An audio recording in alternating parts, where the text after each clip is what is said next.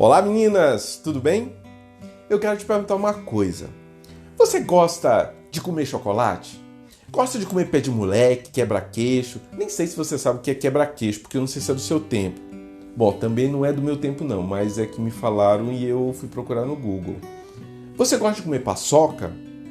Você gosta de tomar milkshake, refrigerante, suco? Gosta de tomar vinho? Gosta de tomar uma caipirinhazinha? E bolo? Você gosta de comer bolo, torta, quindim, cheesecake, folhado, pudim, manjar? Nossa, dependendo da hora que você estiver assistindo esse vídeo, vai dar até um pouquinho de fome, né? Agora, deixa eu te perguntar uma outra coisa. Você tem diabetes? Ou pré-diabetes? Aliás, você sabe o que é o diabetes? E você sabia que o diabetes ele pode ser o responsável pela dificuldade de segurar o xixi que você está tendo?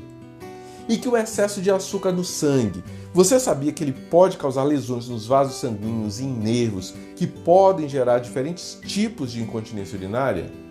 O diabetes gestacional, ele pode facilitar o desenvolvimento de quadros de incontinência urinária depois da gravidez? Qualquer tratamento para incontinência urinária é adequado para tratar incontinência urinária em mulheres diabéticas?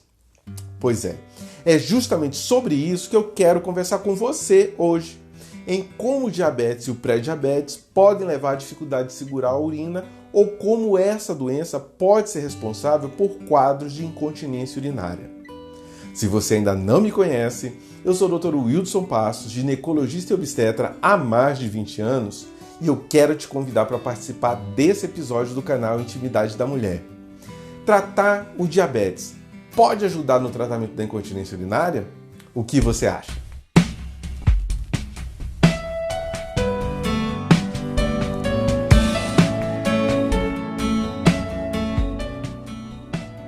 Agora eu quero que você imagine uma coisa. Imagine um tema ou um assunto sobre o qual você tem muita dificuldade, muita vergonha, muito receio de conversar, ou não sabe com quem conversar porque você não sabe quem vai te entender sobre essa questão.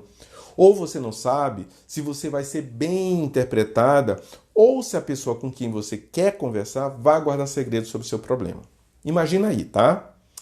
Mas eu quero que você preste atenção nesses números que eu vou te passar agora. Cerca de 25 milhões de mulheres nos Estados Unidos convivem com algum tipo de perda involuntária de urina, com a perda de xixi sem querer, que é uma situação que a Sociedade Internacional de Continência define como incontinência urinária. Eu quero te dizer, aliás, eu quero te afirmar que qualquer escape ou perda involuntária de urina caracteriza o que nós chamamos de incontinência urinária, mesmo que essa perda seja pequena, sejam gotas. Ou seja, se você está perdendo urina, se você não está conseguindo segurar o xixi até chegar no banheiro, ou se você está perdendo xixi quando você faz alguma atividade, seja malhando na academia, arrumando a casa, correndo, levantando alguma coisa mais pesada, ou em qualquer outra situação, você está desenvolvendo um quadro de incontinência urinária. A incontinência urinária ela é um problema que vai ser enfrentado por cerca de 40 a 50% das mulheres no mundo inteiro. Ou seja, a cada 2 mulheres, uma apresentará sinais, ou seja, a perda de urina que caracteriza o problema. E essa é uma situação que causa um grande impacto econômico e financeiro em todas as sociedades do mundo no que toca ao serviço público de saúde. E pior, no bolso das mulheres que passam por esse problema.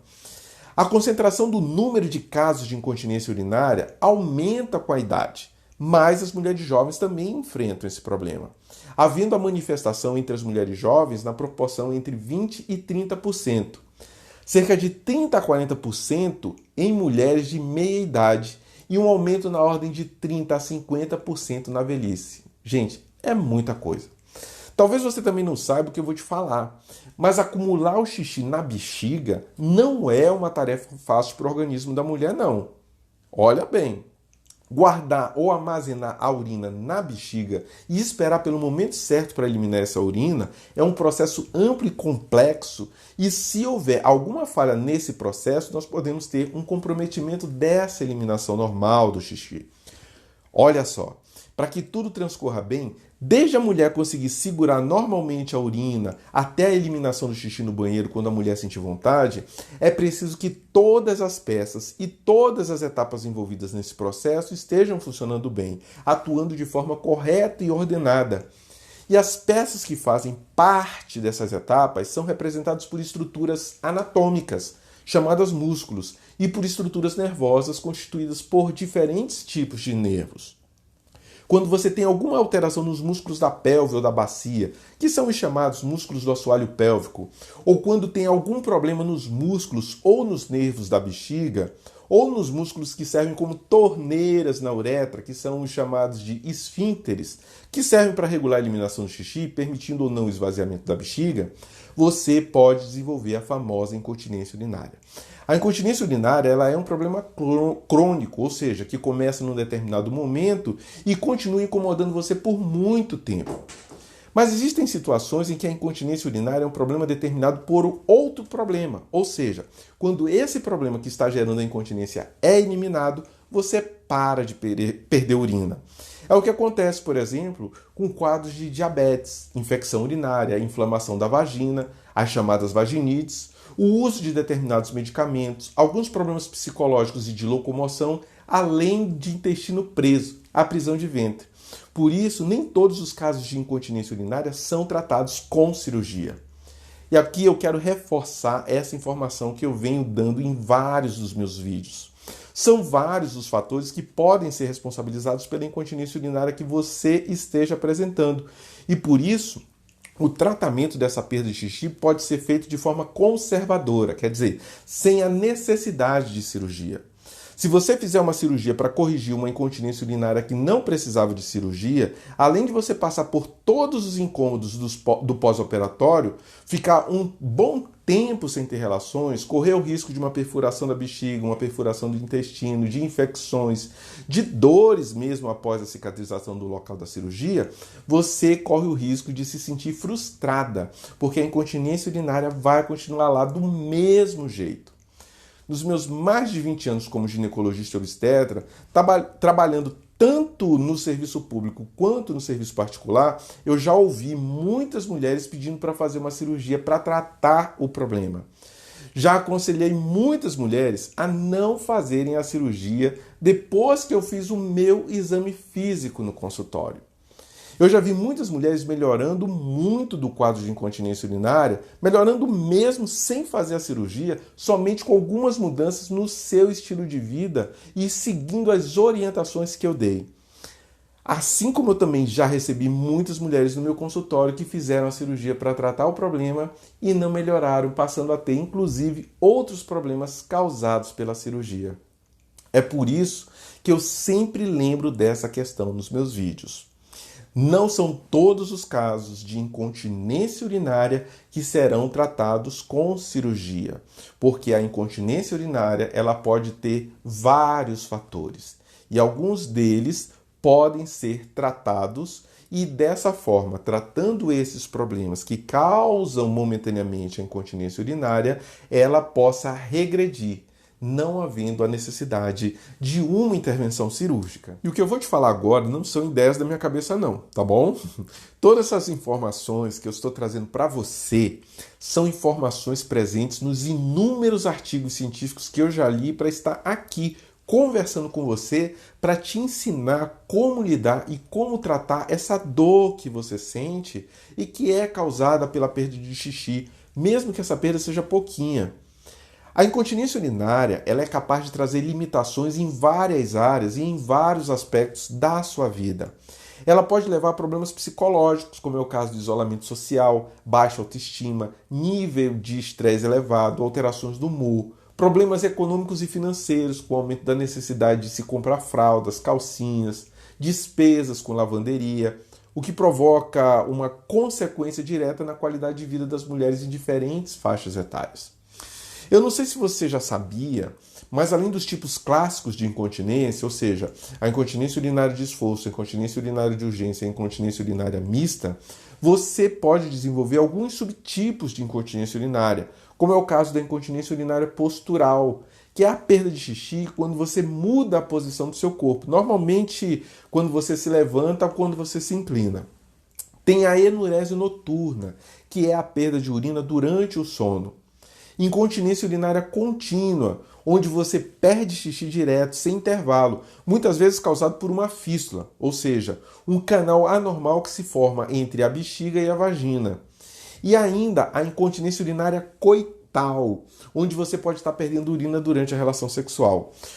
Como um subtipo de incontinência urinária, você também pode sofrer com a chamada incontinência urinária funcional e transitória, quando tem algum fator físico ou cognitivo que limita a mobilidade ou a capacidade de processar informações sobre a plenitude da bexiga, como é o caso de fraturas do quadril ou da perna, ou no caso da demência. Só que hoje nós vamos ver como o diabetes pode ser ou estar sendo o responsável pelo quadro de incontinência urinária pelo qual você está passando. Mas você sabe o que é o diabetes? Você imagina que o diabetes poderia ser um dos responsáveis pelo quadro de incontinência urinária que você está apresentando? Não? Mas não esquenta, muitas das minhas pacientes também não sabiam que tinham diabetes até chegar no meu consultório. E muitas mulheres que chegaram no meu consultório sabiam que tinham diabetes, mas não sabiam que ele poderia ser o causador da incontinência urinária que elas achavam que tinham. Muitos médicos, principalmente quando não são especialistas, geralmente não se atentam ao fato de que o diabetes ele pode estar sendo responsável pela queixa de mulheres que os procuram informando incontinência urinária. Mas vamos lá. O diabetes é uma doença causada pela produção insuficiente de insulina ou pela má absorção da insulina pelo organismo. A insulina ela é um hormônio responsável pelo equilíbrio do açúcar no sangue. E o açúcar ele é importante porque ele é utilizado para a produção de energia para o nosso corpo. Mas tudo precisa de equilíbrio. Tudo que está em excesso pode trazer prejuízo. O diabetes ele causa o aumento do açúcar no sangue e os níveis elevados de açúcar podem levar a problemas no coração, nos vasos sanguíneos, nos olhos, nos rins e nos nervos também. A causa do diabetes ainda não é conhecida, mas a melhor forma de prevenir é através da alimentação certa, exercícios físicos, a não ingestão de álcool, não fumar e também não usar outras drogas. Mas, de acordo com a Sociedade Brasileira de Diabetes, existem atualmente no Brasil cerca de 13 milhões de pessoas vivendo com a doença, o que representa cerca de 6,9% da população nacional. É muita gente. O diabetes ele pode contribuir para a incontinência urinária, aumentando a quantidade de açúcar na urina e por causar lesões microscópicas nos vasos sanguíneos. E é importante destacar também que mesmo que você tenha um quadro de pré-diabetes e que não tenha complicações mais graves da doença, como é o caso de problemas na retina ou problemas nos nervos, também pode ter um aumento da dificuldade para conter a urina. E que o diabetes ele pode ser responsável por esta dificuldade de segurar o xixi por outros mecanismos ainda não conhecidos. Então, o diabetes ele precisa ser mais investigado em como ele também causa a incontinência urinária, não somente por afetar os nervos da bexiga, por afetar os vasos sanguíneos, mas também por gerar um aumento do fluxo urinário. Olha só, se você tem diabetes, eu entendo como você deve estar ficando preocupada nesse momento em que eu estou falando tudo isso para você. E eu também entendo que talvez até esse momento você ainda não tivesse relacionado a sua dificuldade de segurar o xixi ou o aumento das suas idas ao banheiro com a presença da doença propriamente dita ou com o pré-diabetes. Mas eu ainda vou te dar muito mais informações para você ao longo desse vídeo, tá? E só informações que podem fazer a diferença na sua vida. Assim como eu tenho dado essas informações filés para as minhas pacientes no consultório do serviço público ou no meu consultório particular. Só informação filé. Agora, presta atenção nisso que eu vou te falar. Como eu disse anteriormente, o diabetes é uma doença relacionada a problemas no metabolismo do corpo humano, quando a produção insuficiente de insulina ou a sua má absorção pelo organismo é capaz de levar a um aumento na quantidade de açúcar no sangue, levando a problemas cardíacos, a problemas visuais, nos vasos sanguíneos, nos rins e também no sistema nervoso. Mas não somente nesses locais. Também o diabetes é capaz de gerar problemas no que nós médicos chamamos de trato urinário inferior, ou seja, na bexiga, na uretra, nos músculos do assoalho pélvico e nos músculos que funcionam como uma torneira para controlar a retenção ou a excreção da urina contida na bexiga, que são os chamados esfíncteres. Na mulher, o diabetes ele pode provocar o aumento da quantidade de urina e da ida da mulher ao banheiro fazer xixi, acordar várias vezes à noite para urinar, necessidade de sair correndo para fazer xixi com a impressão de que vai fazer xixi na roupa se não sair correndo, perda de urina a fazer esforços, perda de urina durante a relação sexual, além de infecções urinárias com consequente dor na bexiga, no chamado pé da barriga. E essa informação que eu vou te dar agora vai te deixar de orelha em pé. O diabetes aumenta em 50 a 200% o risco de uma mulher com a doença desenvolver uma incontinência urinária quando comparadas com outras mulheres que não têm a doença. Existem muitos cientistas pesquisando a relação entre o diabetes e a incontinência urinária. Em um dos trabalhos científicos que eu li, um pesquisador chamado Barbosa, lá no ano de 2007, ele publicou um trabalho fazendo uma relação preocupante entre o diabetes, a incontinência urinária e lesões no assoalho pélvico, que também é responsável por alguns quadros de incontinência urinária.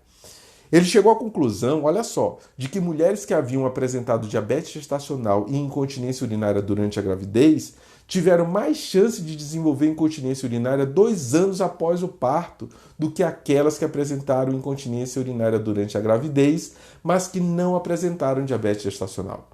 E só para explicar, diabetes gestacional é um tipo de diabetes que surge durante a gravidez e que desaparece após o parto, tá bom? Então não precisa preocupar não. Mas ela pode interferir no quadro de incontinência. E aqui um outro cientista vem reforçar aquilo que eu tenho dito para você.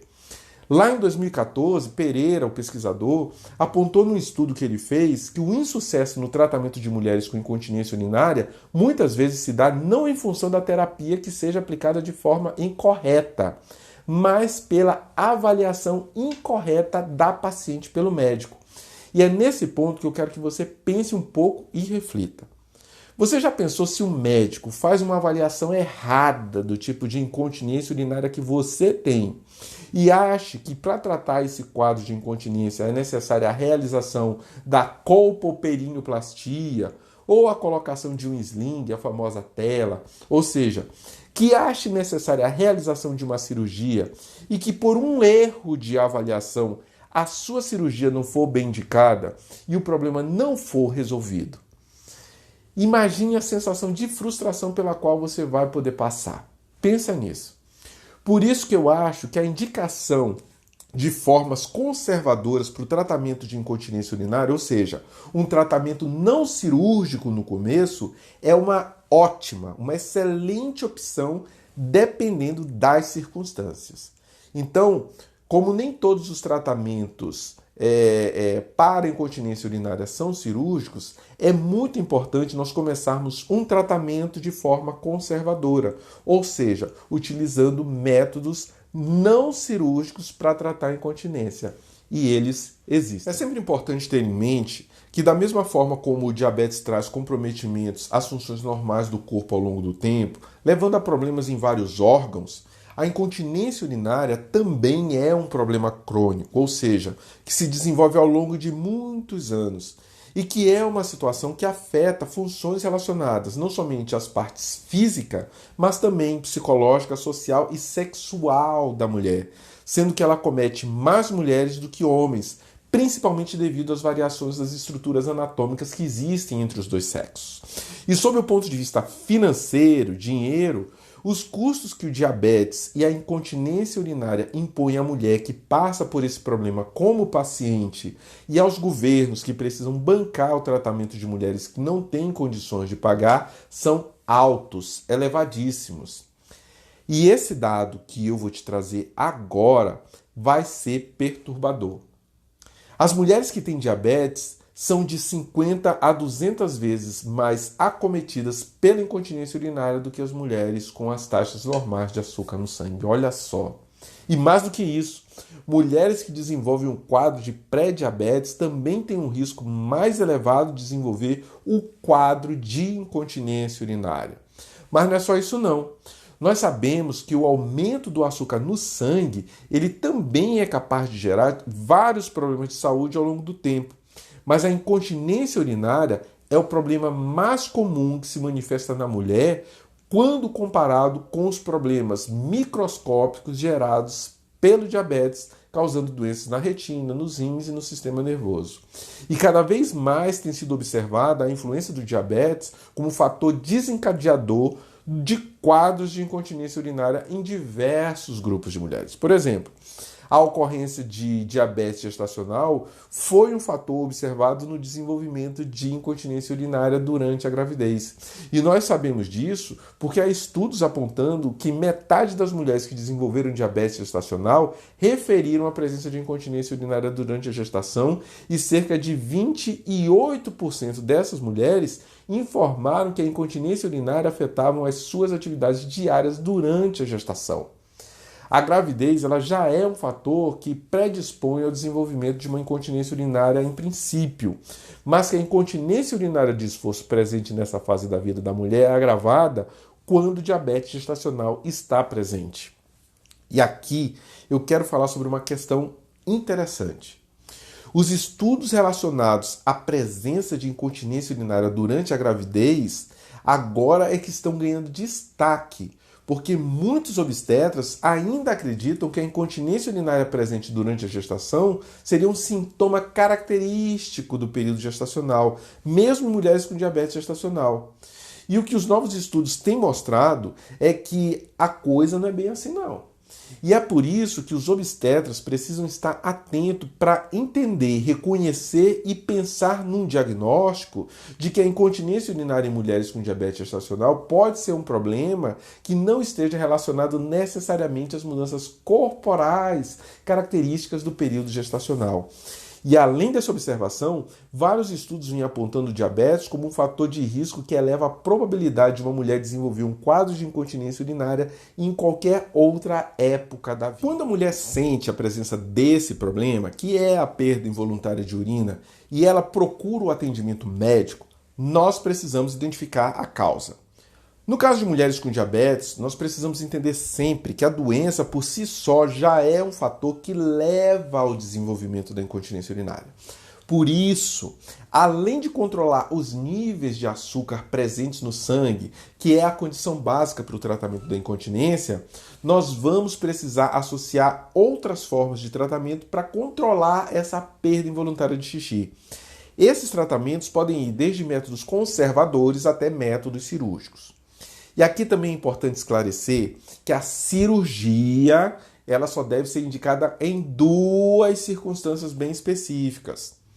A primeira é quando nós já tentamos todas as formas de tratamento conservador para diminuir a perda de urina e não conseguimos resultados satisfatórios, tá? E a segunda é quando, ao examinar a paciente, o médico encontra alguma situação onde ele percebe que a indicação é cirúrgica de cara.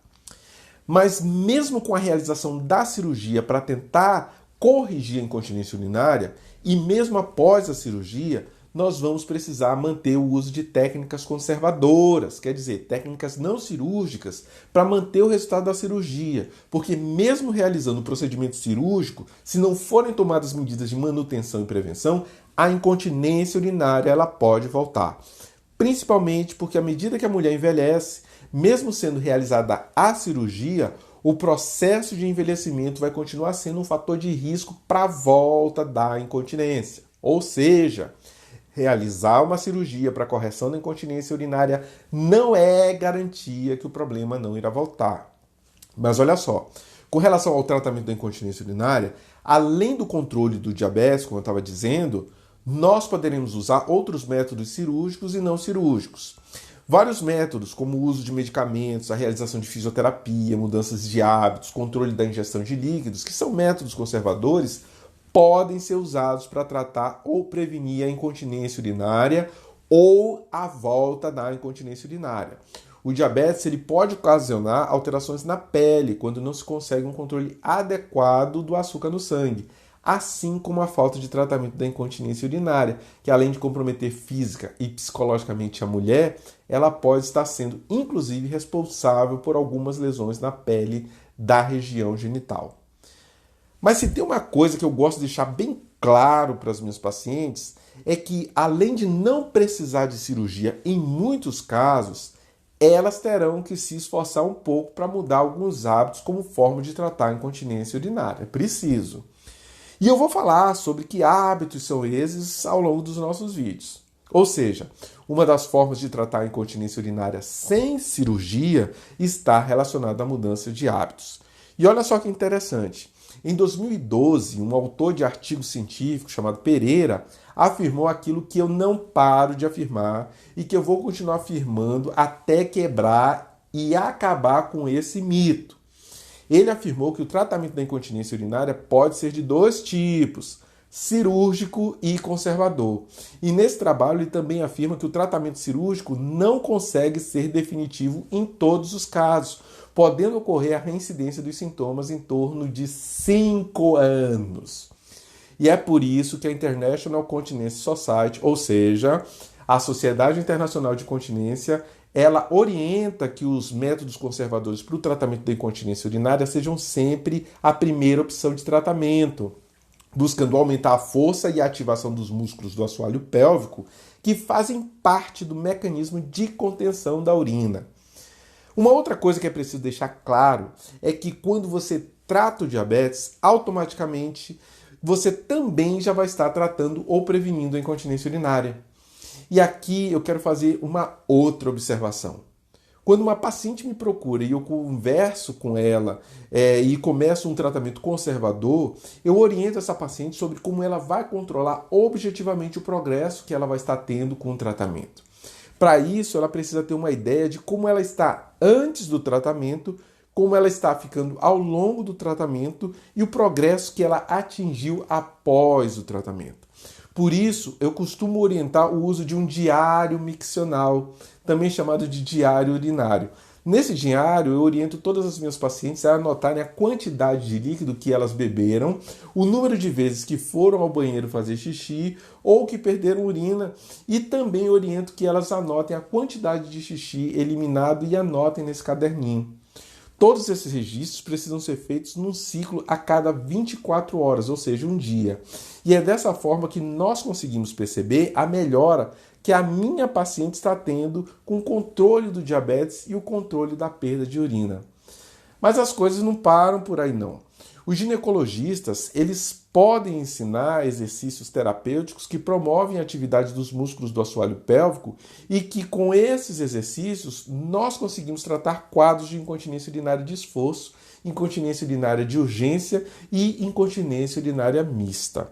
E o top disso é que esses exercícios terapêuticos, além de serem eficientes, eles não trazem incômodo ou risco para você, paciente, e que juntamente com outros recursos, esses exercícios são capazes de potencializar a sua melhora com relação à perda de urina ou até mesmo prevenir a volta do quadro de incontinência, mesmo que você já tenha feito uma cirurgia para tratar o problema.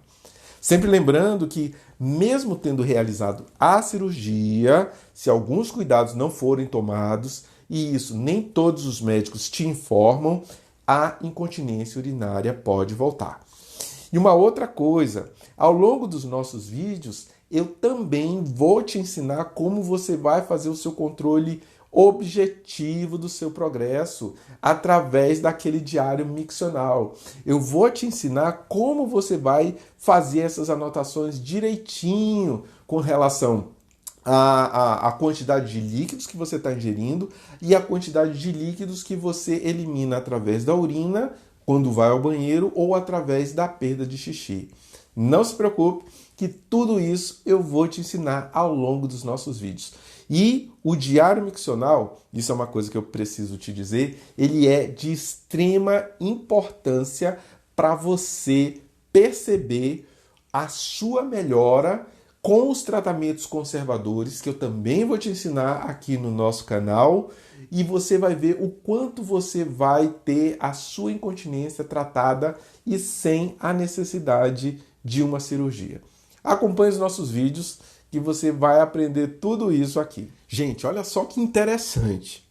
Em 2005 foi realizado um estudo onde um quarto das mulheres que participaram tinham idades entre 30 e 39 anos. E metade das mulheres que participaram desse estudo tinha entre 50 e 80 anos. E todas informavam perda involuntária de urina, ou seja, incontinência urinária. Quando se analisou a percepção dessas mulheres com relação à gravidade da sua incontinência urinária, esses pesquisadores notaram que à medida que a idade das mulheres ia aumentando, o relato de gravidade da incontinência também ia aumentando, ou seja, os quadros de incontinência urinária se agravam com o envelhecimento.